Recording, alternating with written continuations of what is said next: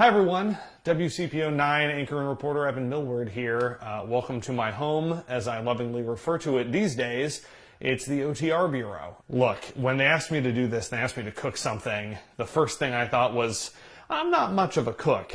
And then I watched every other person on here say, you know, I'm not much of a cook. And I was like, they stole my line. So I'm not gonna cook for you. But what I am going to do is I'm going to sing the praises of a drink so simple it has no business being called a cocktail. We are going to make what is commonly known as a New York sour. It seems to be an Ohio thing. A lot of people here call it a Mendoza sour. It's a whiskey sour with some red wine floated on top of it. I love bourbon, so naturally I'm living in the right place. Some people are not as into bourbon, and I think the sour, the whiskey sour in particular, the New York sour is a great introduction to bourbon for a lot of people. This is so easy. I want this to be 1 part lemon juice, 1 part lime juice, 1 part of sugar. So a simple syrup is really the easiest bet here. I'm making a lot of it because I'm afraid I'm going to screw this cocktail up and have to remake it at some point. So I would like some extra. Hello, just being honest, not here to lie to anyone.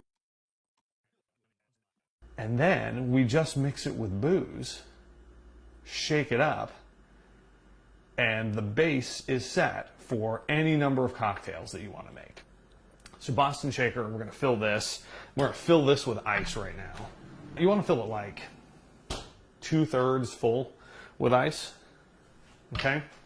And you're going to take your sour mix that you've just concocted. You did this. Congratulations. You have made something.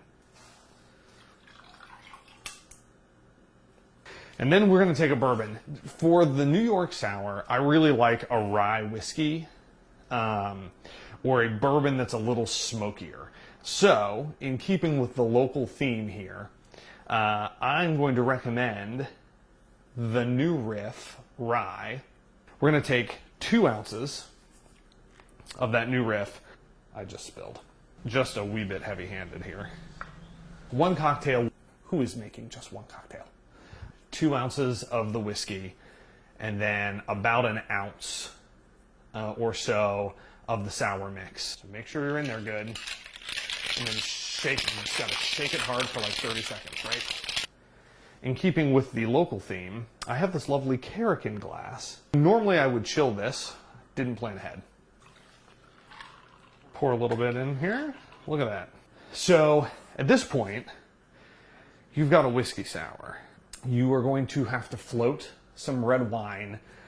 Sweet is better than dry. I'm going to use what I have in my apartment, which is just a red blend from my favorite winery in Missouri. I would recommend a Malbec generally for the float. And you're going, what do you mean by float? Is that magic? Is that hard?